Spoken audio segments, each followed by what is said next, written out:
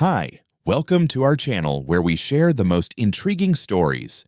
A lone ex-federal inspector seeks peace in the mountains until a fake environmental order, a corrupt HOA, and a geothermal gold mine spark a quiet war. Lies, power, and land collide. He won't back down. They should have known. Some ground fights back.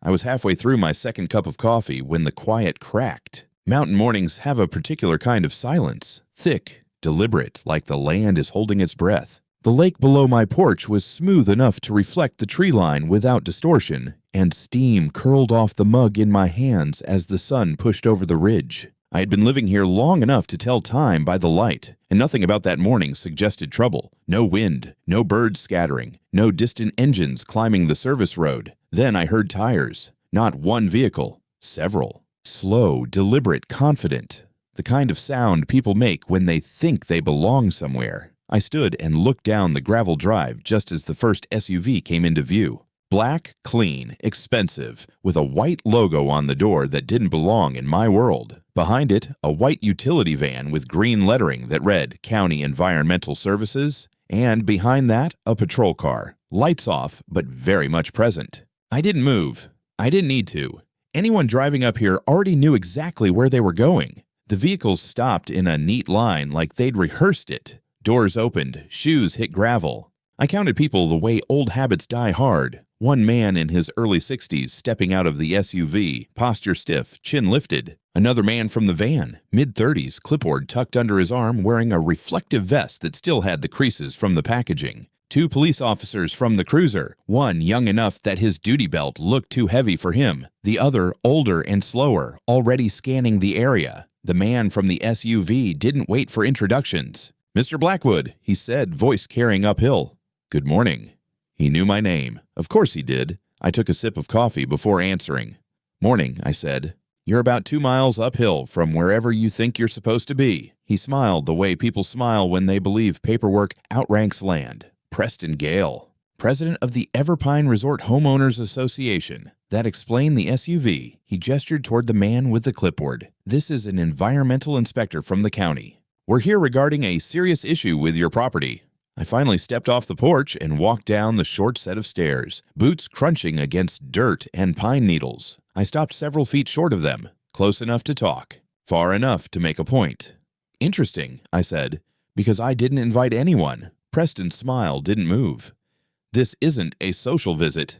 The inspector cleared his throat and began reading from the clipboard, voice flat, rehearsed. He spoke about critical soil contamination, industrial chemical traces, a compound name that made my eyebrow lift on reflex. According to him, the land required immediate remediation, full evacuation for 20 days, access granted to contracted crews, a mandatory fee of $10,000 for initial treatment. As he spoke, Preston watched my face. I let him finish. Then I held out my hand. "I'll see the paperwork." The inspector hesitated just long enough to be noticeable, then passed over a stapled packet. The paper was warm from the sun and cheap enough that I could feel it through my fingers. I didn't rush. I read every line. Wrong logo, wrong formatting, wrong agency name entirely. There is no such thing as County Environmental Services in this state. There never has been. The chemical listed, trichloromethyl phosphate, doesn't exist. Not in soil, not in water, not anywhere outside a bad science fiction script. The seal at the bottom was a low-resolution scan, fuzzy at the edges, the kind you get when someone downloads an image and hopes no one looks closely. I looked up.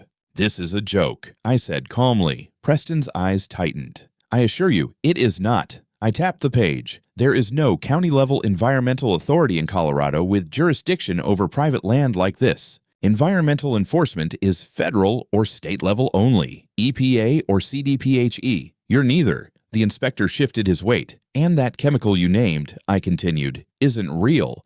Whoever wrote this didn't bother to check." Preston stepped forward half a pace. "Mr. Blackwood, with all due respect, you are not an expert." "I spent 12 years as a federal environmental inspector," I said, cutting him off. "I signed real evacuation orders. I testified in court. I know exactly what those documents look like, and these aren't them." Silence dropped hard. The younger officer cleared his throat. "Sir," he said to me, "we were told there was a lawful order. You were given a forged document, I said, turning to him. And you are standing on private land that does not fall under the jurisdiction of that association. The older officer raised an eyebrow. Is that true? It is, I said. This parcel predates Everpine by decades. I'm not a member. Never have been. Preston's voice sharpened. He's refusing to comply. Officers, I'm requesting enforcement. He's been instructed to vacate. I looked at the young officer. He was sweating slightly under his hat. Officer, I said evenly, if you attempt to remove me based on this paperwork, you are participating in an unlawful eviction. I recommend you verify it before making a very expensive mistake. I pulled my phone from my pocket and read off a number from memory. Call the Colorado Department of Public Health and Environment. Ask if they issued an order for my property. The older officer nodded slowly. Do it. The call took 3 minutes. I watched Preston's jaw set tighter with every second. When the officer hung up, his expression had changed. They have no record of any inspection, he said. No complaint, no contamination report. Preston opened his mouth, closed it, tried again.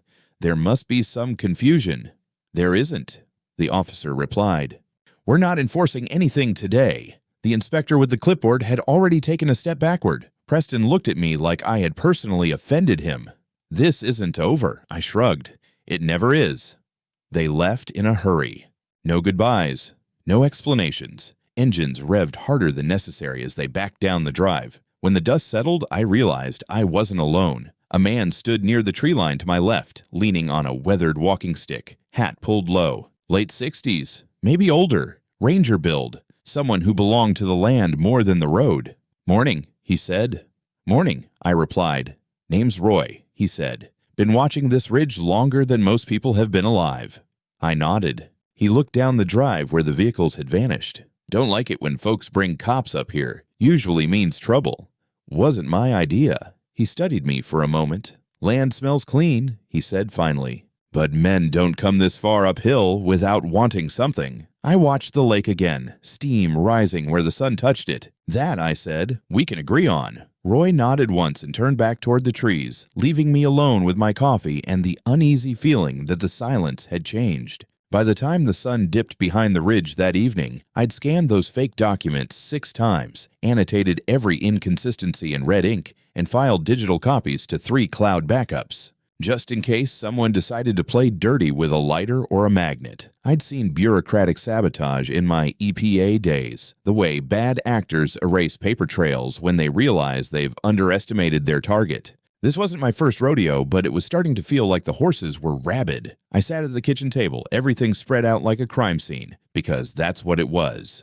The letterhead used on the order came from a long-defunct EPA memo template I hadn't seen since Bush was in office. The seal was lifted from a public PDF and printed on what felt like drugstore printer paper. There was even a typo in the agency name, environmental instead of environmental. It was insulting, really. So I did what any burned-out bureaucrat with a grudge and a grisly temperament would do. I picked up the phone and called Laura Chen. Laura had been a field investigator with the EPA before she took a promotion and started wrangling data integrity at the Denver office. Smart, ruthless, no tolerance for bullshit. We'd hunted down a fake remediation contractor together back in New Mexico. I trusted her. When she picked up, she skipped the pleasantries. Owen, why do I feel like this is going to ruin my night? Because it is, I said.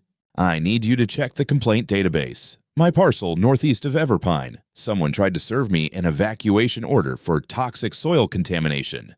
She made a noise like someone choking on bad wine. You kidding me? Do I sound like I'm kidding? She was already typing. Parcel ID. I rattled it off, then waited. A few seconds passed, then a low whistle. Yep, found something. Logged exactly 7 days ago. Anonymous complaint claiming illegal chemical dumping, unlicensed storage containers, and groundwater endangerment. Status: flagged for review, but rejected the same day. No inspection scheduled, no site visit logged, not even a phone call. Whoever submitted it didn't even attach supporting evidence. I leaned back, staring at the ceiling like maybe the beams had answers. Can you see the origin? I asked. IP? Silence for a beat. Technically, no. But unofficially? That's what I'm asking, Laura. She sighed.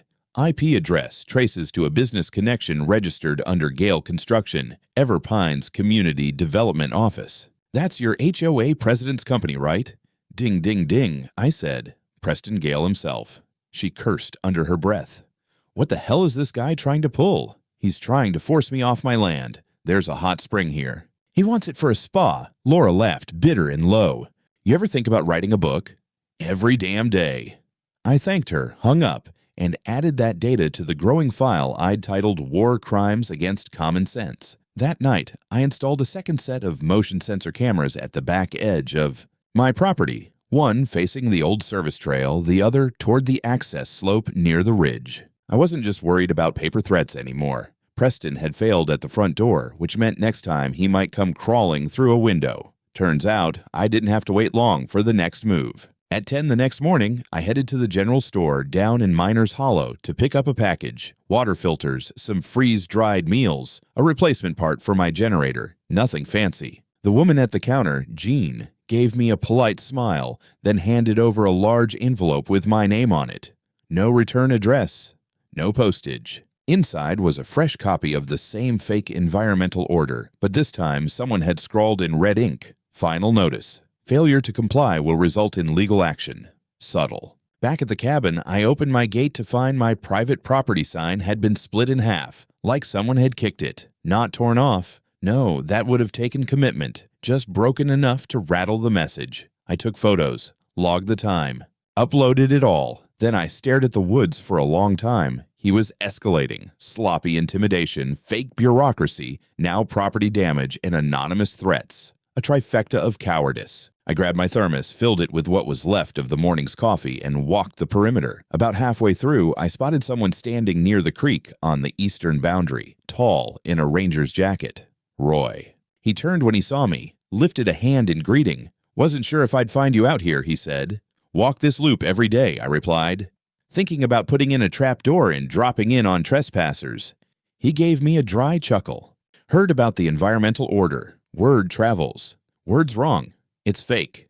Roy nodded slowly, chewing the inside of his cheek. "I don't like Gale much," he said eventually.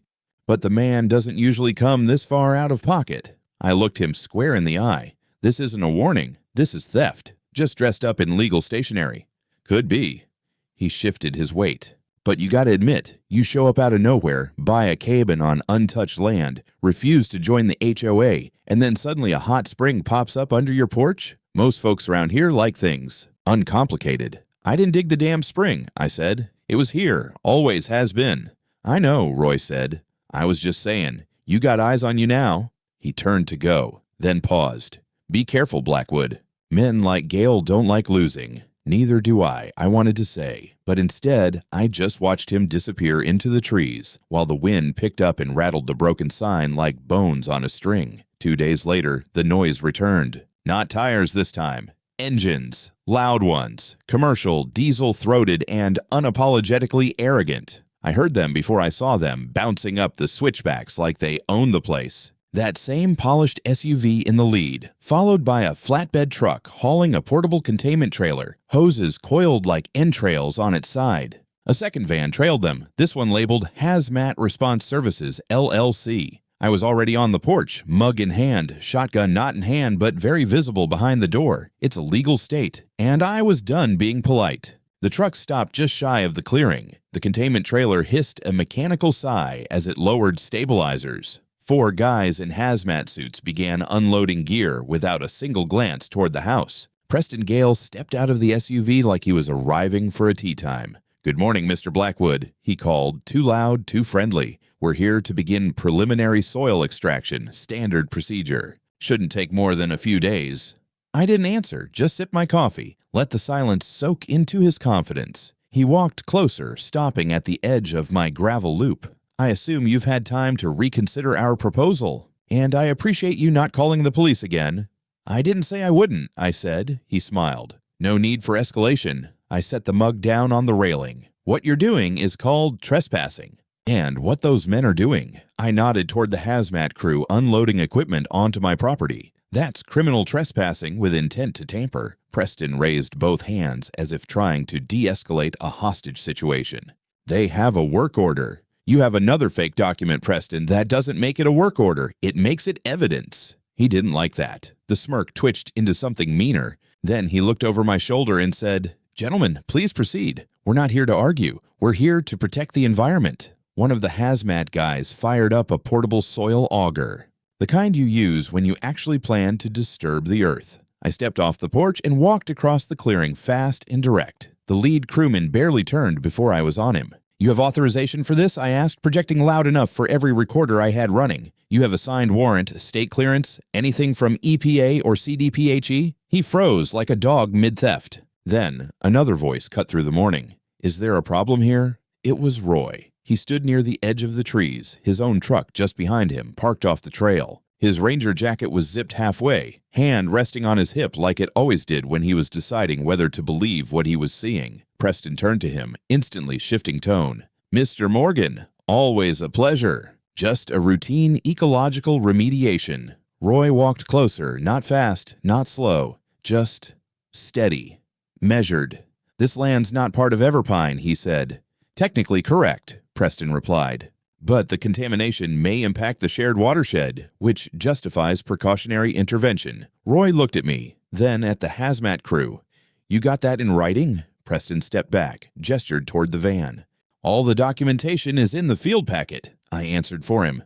"Field packet's forged." Roy walked to the open trailer, picked up one of the plastic binders, flipped it open. I saw his brow crease. He turned a few pages, snorted. "This signature here," he said, pointing, "belongs to a guy I know, retired 2 years ago. And this seal? It's from a floodplain report. Has nothing to do with soil quality." Preston's face pinched tighter than a compression valve. Roy looked back at him. "You're trying to run a private hazmat op on someone else's land, without lawful cause, and now it smells like conspiracy." Preston's charm cracked. "You're not law enforcement, Roy." "No," Roy said. "But I know every ranger, every EPA contact in this county, and more than a few deputies. You want this to go formal?" I stepped in. "I already called the sheriff's office. They'll be here in 20. The hazmat crew stopped moving. Tools down." No one wanted to be on the wrong end of a lawsuit. Preston looked like he'd swallowed battery acid. "You're escalating this," he said. "You know that, right?" "No," I replied. "You escalated it.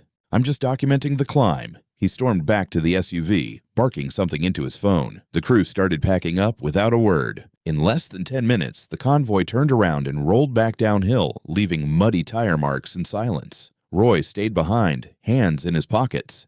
"You think he's done?" I asked. Roy shook his head. "Men like that don't stop. They adapt." He bent down, picked up one of the dropped binders, and handed it to me.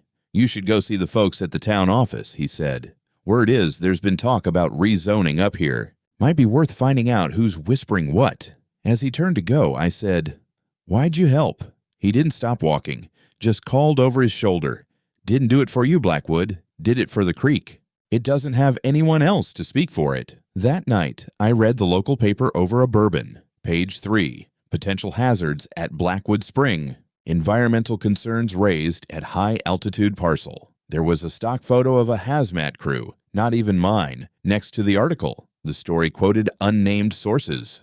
Talked about persistent rumors. Said a community leader was pushing for emergency intervention if contamination wasn't addressed. I folded the paper, set it down, and poured another drink. He wasn't giving up. He was changing tactics. Time to do the same. I woke up the next morning with a hangover, not from the bourbon, but from the stench of staged propaganda. That article had done more than just stink up the local newsstand. I checked the town Facebook group, a digital swamp of passive-aggressive boomers and HOA warriors. The post had blown up, 178 comments and counting, half of them accusing me of poisoning the mountain. The other half were conspiracy theories about government cover-ups, ancient uranium mines, and Big Spring water trying to buy me out. Only one comment mattered. Should have joined the HOA. Then maybe he wouldn't have anything to hide. Time to stop playing defense. I called Tom Reynolds. We'd worked together once during a joint federal-state sweep of a mining fraud ring near Idaho Springs.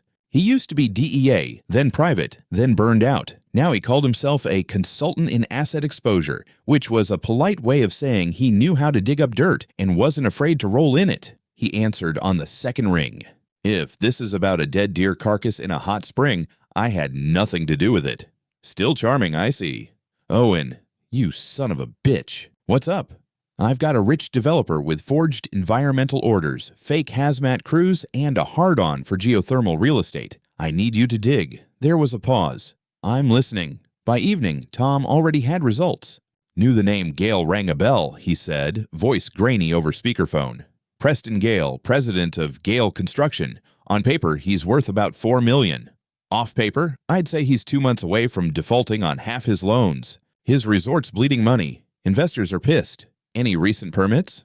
4 months ago, he applied for a commercial development variance. Wanted to build a full-service spa complex. Indoor-outdoor pools, cabins, the works. Was denied. Reason: no access to a geothermal water source. I stared out at the steam curling off my spring. Well, I said, isn't that just tragic? There's more. Remember that name? Evelyn Caldwell? Vaguely. Widow. Used to own a patch near the ridge?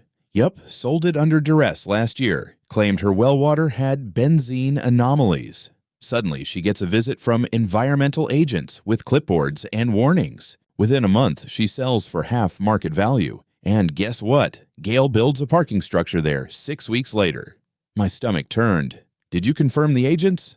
Confirmed they weren't agents. One was a part-time security guard. The other was his nephew. I closed the laptop slowly, like shutting a lid on a snake. I needed a witness. So I drove. 2 towns over. Evelyn Caldwell still lived in the county. Small cottage near a Baptist church. Garden like a jungle. She didn't answer the door right away. When she did, she peered out like I was selling Apocalypse subscriptions. "You're the hot spring guy," she said. Not what I usually go by, but yes. She let me in without asking why I was there. Her living room smelled like lavender and cinnamon, and every flat surface held some kind of knitted thing. Blankets, scarves, animals with button eyes. I got scared, she said before I could ask. They said chemicals. That I'd be liable if someone got sick. That the land was toxic, and it would cost more to fix it than to sell. She poured tea without offering, just handed it to me. And then, they stopped coming after I signed. Never got a report. Never got a copy of anything I signed except the sale contract. I asked for tests. Never saw one. Just hand-waving and pressure. I nodded. She went to a drawer and pulled out a manila envelope. Inside, photos of the men who came. Cell phone shots. One had a name tag that read, Mendez Environmental Control. Tom would love it. Thank you, I said. Would you be willing to give a statement? She looked at me, long and slow. They made me feel like I was crazy, she said. No one believed me. Not the board, not the lawyer, not even my sister. So if you're asking if I want someone else to feel what I felt, she smiled. It wasn't nice. I'd be thrilled to make a statement. Back at the cabin, I cataloged everything. Photos, transcripts, IP data, the faked orders, the act from Preston's hazmat pantomime. I sent it all to a secure drive. Labeled it Gale Con Malice. The cherry on top came just past sunset when a knock rattled my front door. I opened it, expecting another threat. Maybe someone with a clipboard and a flashlight. It was Roy. He looked tired. Like he hadn't slept well. Or maybe he was just done pretending neutrality. Heard you didn't sell, he said, looking past me at the porch, the steam rising off the waterline. I didn't, I said. Why? Because the paper said you did. Town Hall's been whispering about it. The HOA filed a draft of a property reassignment request. Some real official-sounding bullshit. I blinked. They're trying to fake a sale? Or make it look inevitable? Psychological squeeze. Get you to cave. I walked out onto the porch and handed him the folder Evelyn gave me. He flipped through it slowly. Photo, badge, statement, fake names, gaslighting, fraud. When he looked up, his eyes weren't tired anymore. They were angry. Ah, son of a bitch, he said. Welcome to the party, I said. Roy exhaled and sat down on the porch bench like he'd just made a decision no one could unmake. I know some folks at the DA's office, he said, back when I was still official. They don't like being made fools of. Good, I said. Because I think it's time to stop playing whack-a-mole and start setting traps. We sat there for a while, watching the mist rise like breath from the mountain. That was the night I stopped being a target and started being a problem. 3 days later, I made the call. Preston picked up on the second ring. I could almost hear the smugness before he even spoke. Mr. Blackwood, have you reconsidered our offer? I let just enough hesitation bleed into my voice. I might have, if certain conditions are met. There was a pause, subtle but full of calculation. I'm listening. I turned toward the window, watching the thin steam ribbon from the hot spring and swirl into the cold morning air. You get rid of the contamination claim, quietly. No more hazmat trucks, no more surprise visits, no more community gossip. You pull the heat off my back, and maybe, just maybe, I'll consider a private arrangement for the land. Off-market, clean. Preston exhaled like he was trying not to gloat. That's very reasonable, Owen. We just want to help you. Why don't we meet? Talk in person. No pressure, no paperwork unless you want it. I don't want to meet in town, I said. Too many eyes. Of course, he said. Your cabin then? Saturday. Say 3 o'clock. Works for me. I hung up before the smugness could rot the phone line. The bait was in the water. That night, I sat at the kitchen table with Roy and Tom going over the plan like it was a military op. Tom had brought equipment, voice recorders, pinhole cameras, a backup mic on the porch light, even a GPS tracker in case someone accidentally took my laptop on the way out. Roy had already spoken to an assistant DA named Cantu. She was young, sharp, and furious the second she saw the documents. They were willing to act, but they needed something undeniable. Not paper, not speculation, a confession. You sure he's dumb enough to say it out loud? Roy asked. Tom smiled. Desperation makes smart people stupid, especially rich ones. So we rigged the cabin, camera in the coat rack, audio in the lamp base, a second recorder on a timer inside the kitchen clock. All of it patched to a laptop with real-time sync. Tom would be in the shed, Roy in the ranger station down the ridge with Cantu listening in. I'd be the bait. Again. Saturday came cold and bright. I cleaned the place just enough to look presentable. Table cleared, coffee on, no signs of surveillance except for the strategically stacked books on environmental fraud and a framed copy of my old EPA badge near the desk. Subtle intimidation. 3 o'clock sharp, I heard tires on gravel. Not the usual SUV, this one was sleeker. A leased black Lexus with resort plates. He came alone. Wore a vest like he was headed to brunch. Smile already cocked. Sunglasses he didn't take off until I opened the door. Mr. Gale, I said. Mr. Blackwood. He stepped in like he'd already bought the place. We sat. I poured him coffee. He took one sip, then winced. Still drinking that EPA sludge, I smiled. Keeps the senses sharp. He got down to business fast. We're prepared to offer $1.3 million, clean sale, NDA included. You walk away. We handle the remediation quietly and no one needs to know anything ever happened. No cleanup needed though, right? I said casually. I mean, it's not really contaminated. He paused, then chuckled like we were two CEOs sharing a cigar. Of course not, he said. It's all just theater. You know how these things go. I tilted my head. So the inspection, the hazmat team, the soil tests, all smoke, pressure, negotiating tactics. It got your attention, didn't it? I nodded slowly. And the inspector? He laughed. Actor from Denver, $800 and a fake badge. Honestly, I thought you'd catch on sooner. I let that hang. Then I leaned forward. And what about Evelyn Caldwell? His smile faltered for the briefest moment. Ancient history, he said. She was in over her head. We helped her. By threatening her, he shrugged. We motivated her. She was sitting on wasted land. Now it's valuable. Win-win.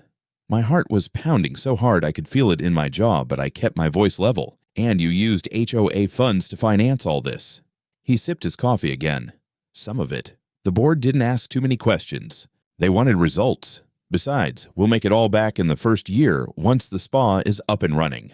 That was it. Every word caught by 4 recorders and a line directly to the DA.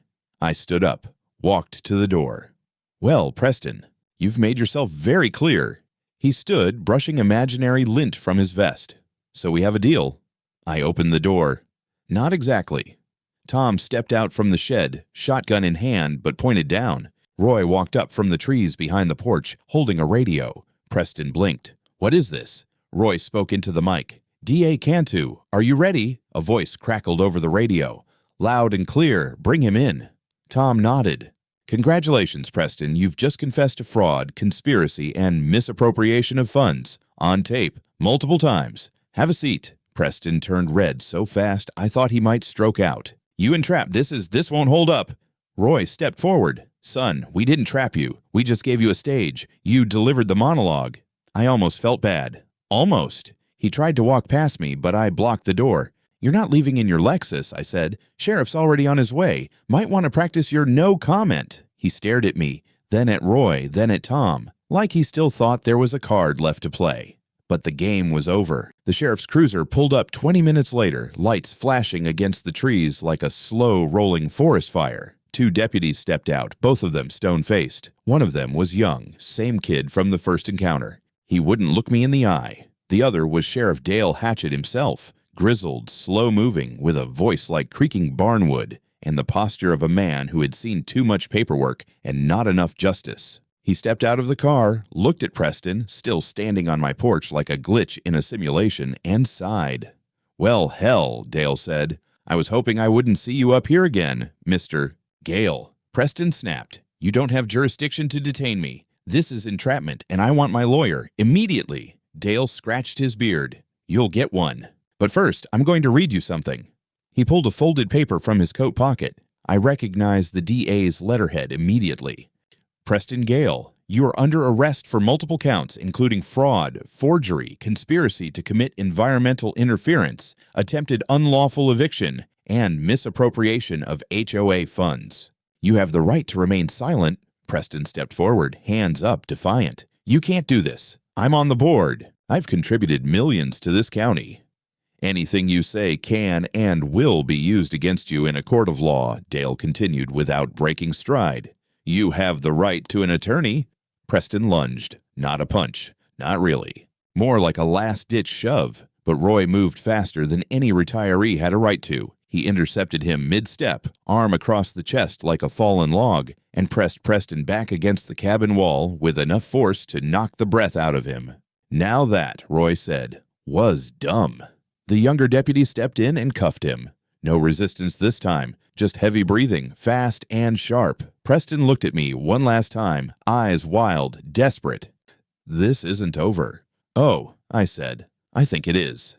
The sheriff and his team loaded Preston into the cruiser. Tom and I handed over the evidence drives, labeled, time-stamped, cataloged. Roy provided a sworn statement on the spot. Cantu said they'd start with formal charges Monday morning. In the meantime, Preston would be spending the weekend in a holding cell with peeling paint and a toilet that never stopped running. But the real satisfaction came the next day when they searched his office. Tom got a call from one of his former ATF buddies who worked with the county investigators. They found everything.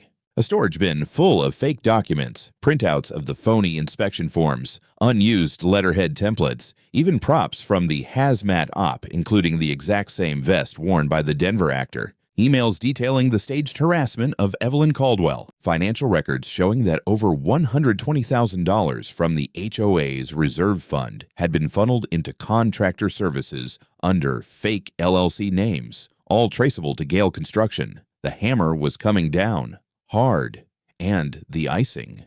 They found communications between Preston and 2 members of the Everpine HOA board discussing how to neutralize community resistance to the spa project. One of them even joked in an email, "If Blackwood doesn't sell, maybe his cabin will mysteriously burn down." Cute. Now it wasn't just fraud, it was conspiracy, intimidation, and potential racketeering. I wasn't smiling. Not yet. But I did allow myself a long, slow breath, the kind that fills your lungs the way justice fills a vacuum. That night, I heard tires again, a single pickup, slow and cautious.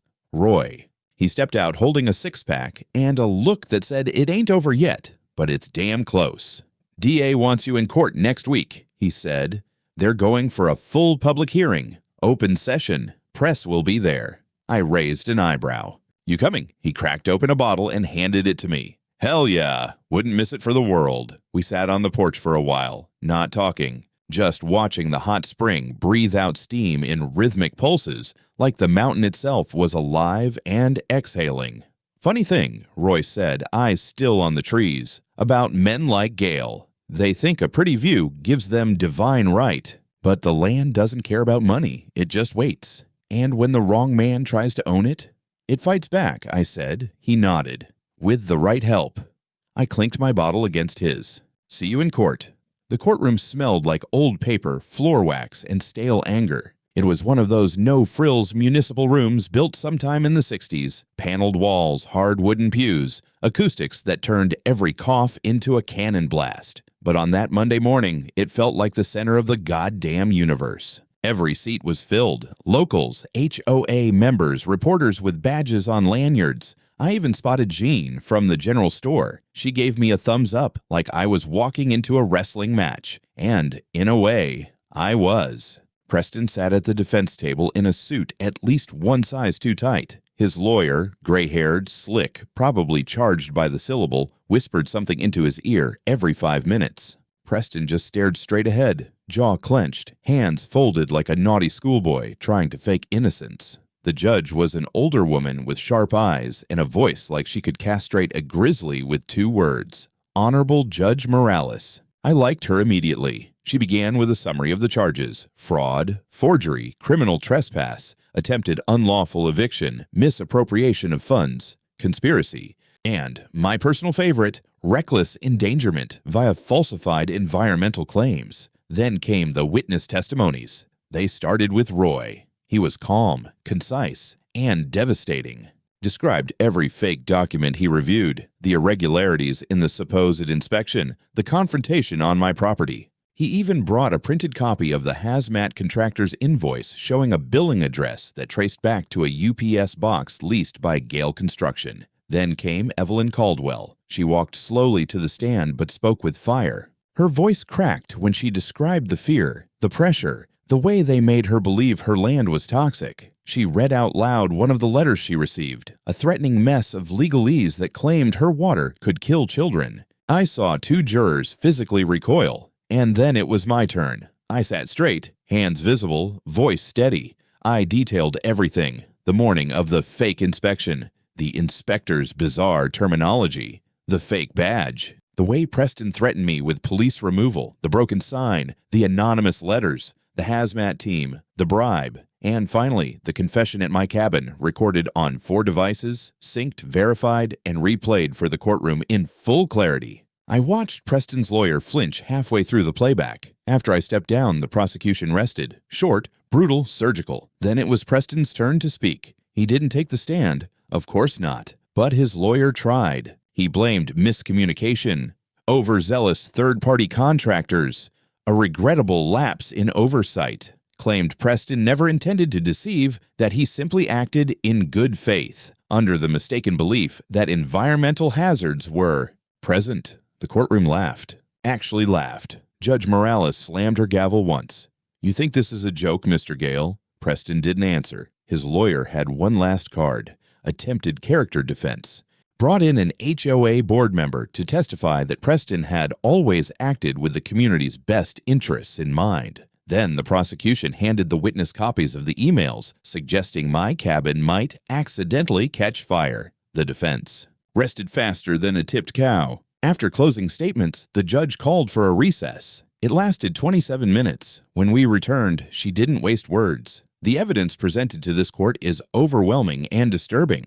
Not only was there premeditation, but there was also a sustained pattern of deceit, intimidation, and manipulation of both individuals and institutions. This was not a mistake. It was a calculated operation for personal gain. She sentenced Preston Gale to 7 years in state prison, with 5 years mandatory, fines totaling over $250,000, not including pending civil suits, court costs, restitution, and mandatory ethical review of Gale Construction's licensing. She then ordered a criminal investigation into the Everpine HOA board and announced that an independent trustee would assume temporary control of the HOA's assets pending review. Preston didn't speak. He just sat there, pale and twitching, as bailiffs led him away. One camera flashed as he passed through the doors. Somewhere out there, his mugshot would be on every local news site by dinner. As I left the courthouse, Roy met me on the steps.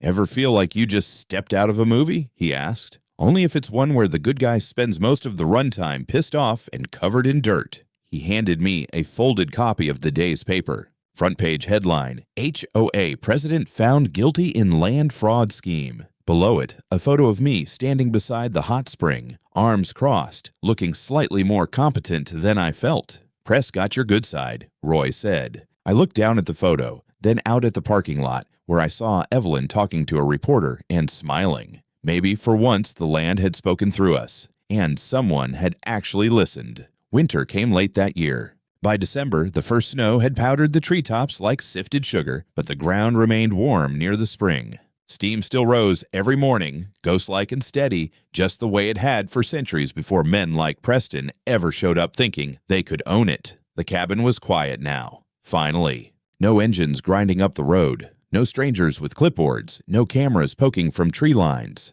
Just wind, pines, and the occasional elk wandering close enough to sniff the deck. Roy stopped by every few days, sometimes with firewood, sometimes with beer, sometimes with nothing at all, except a silence that sat between us like old friends who'd fought a war and didn't need to say much afterward. One morning, he handed me an envelope. Inside was a check from the county, $35,000. Restitution for hardship and legal expenses, it said in government speak. Well, I muttered, that should just about cover the bourbon. The town changed too. Evelyn Caldwell got her land back, thanks to a successful civil suit. She refused to sell it again, but she did open it up for public trail access, her way of telling the mountain she was sorry for doubting it. The Everpine HOA was gutted, their board dissolved under court order, a third-party trustee was installed, and suddenly complaints about grass height and mailbox paint didn't seem quite so urgent anymore. Preston Gale filed an appeal. He lost. Then filed again. He lost harder. Last I heard, his wife divorced him, his company was in receivership, and someone in prison broke his nose over a chess game. Poetic, really. As for me, I finished the book. Chapter 12 was titled, How to Spot a Fake Environmental Inspector in 30 Seconds or Less. The dedication read simply, to those who protect the land, not exploit it. Laura from the EPA came out for a long weekend. I built a new bench near the spring, just for her. We soaked our feet in the water, watched the stars, drank cheap whiskey, and laughed about the idiocy of bureaucracy. Before she left, she pointed at the wooden sign I'd posted by the trailhead. Private property, clean land, verified by actual EPA. She raised a brow. Modest, I shrugged. Subtleties overrated. And with that, I stepped back into my quiet life, where the loudest sound was wind in the trees and the occasional elk farting near the porch. Exactly how I like it.